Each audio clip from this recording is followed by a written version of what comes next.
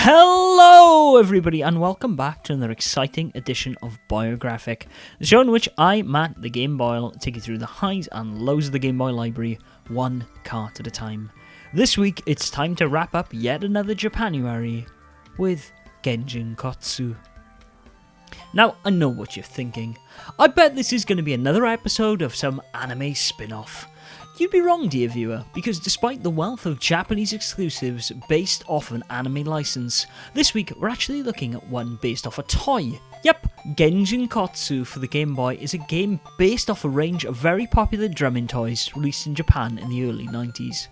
These cavemen can be linked together and form a drum circle. It's a pretty nifty toy that, I won't lie, has made its way onto my list of stuff to look for next time I'm in Japan.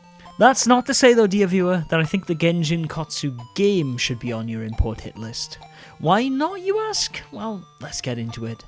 The game, much like the toys themselves, was made by Bandai's Bandai Electronics subdivision and released in 1995. The game sees you playing as the titular Genjin Kottsu, i.e. Caveman Kottsu for us English speakers. The Kottsu in the title is probably a reference to the Japanese word kokotsu, which means bones. So, caveman, bones, he's a drummer, get it? Anyways, Kottsu lives on Kotsun Island, where everybody is a drummer and they spend their days beating sounds out of objects. But one fateful day, something happens and the caveman of Kotsun can no longer drum. While everybody else flies into a panic, Kottsu goes to see a fortune teller who tells him of 6 mythical drums hidden in holy places around the island.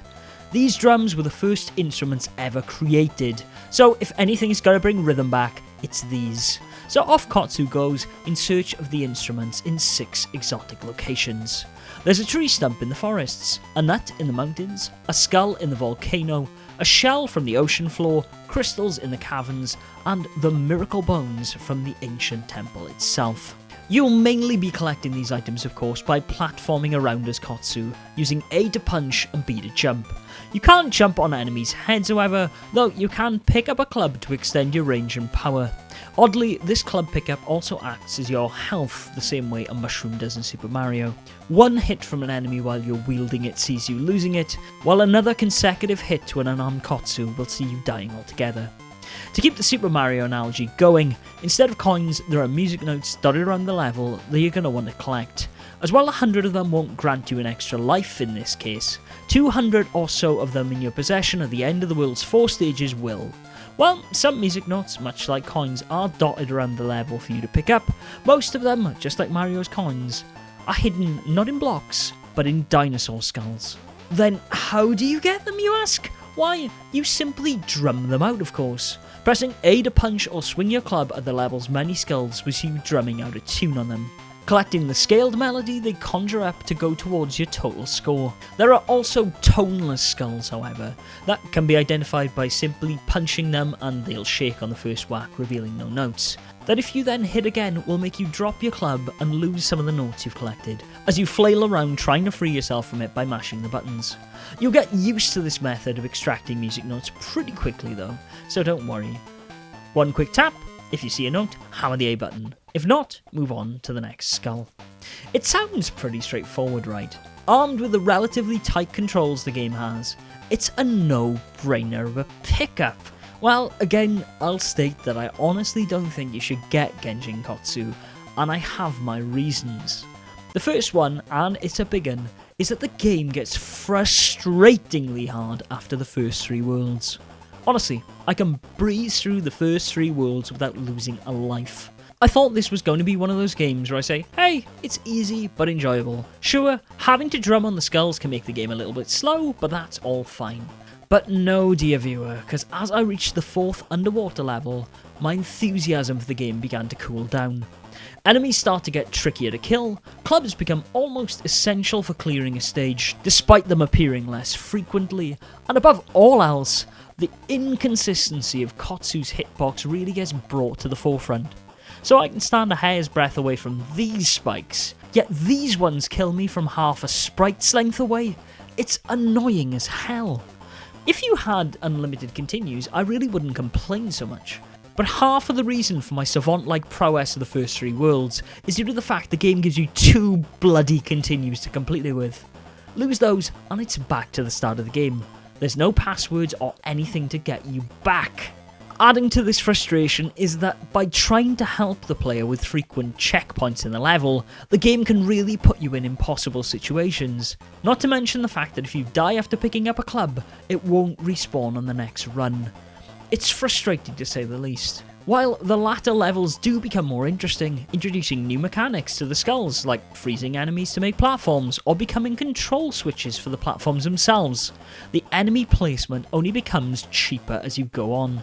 That said, this annoying spike in difficulty is something, like I said, I feel with practice, I and most gamers could deal with. One thing history has proven to me without a shadow of doubt I'm bad at though, dear viewers, is rhythm games. And surprise, surprise, dear viewers, this is one.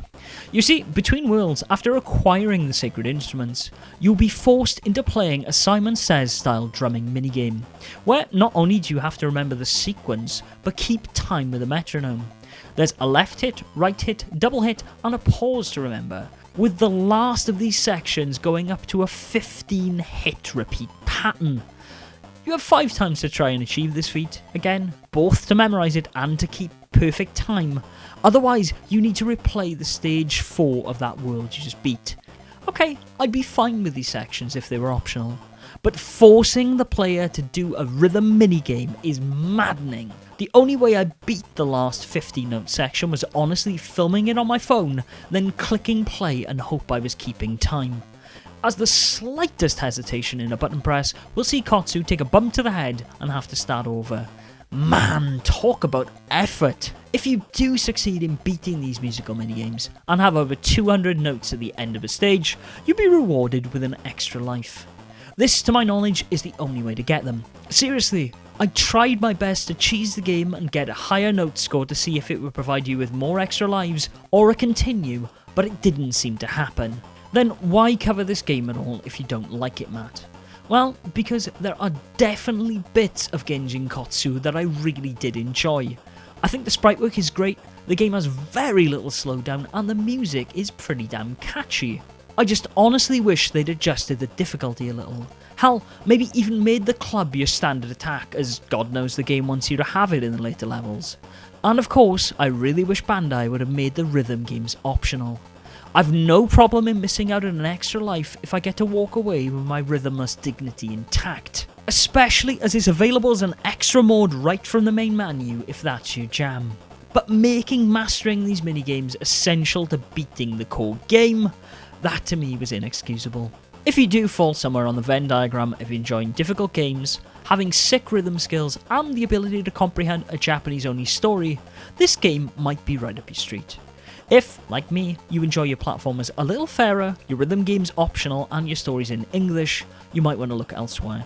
It is fair to say you can figure out what's going on in the game's story thanks to the beautiful cutscene pixel art, but while it might be an accessible game from a story point of view, Genjin Kottsu for me was a game that in the end had me banging my head against the wall rather than drumming up support for the concept. And that brings us to the end of another Boyographic, ladies and gentlemen. I hope you enjoyed. A special thanks to my friend Yukiko for helping me translate the story on this one. And if you've enjoyed, please let me know in the comments down below. Until next week, Game Boys and Girls, where I'll be back with another regular, probably Game Boy Color video, I say, as always, game on.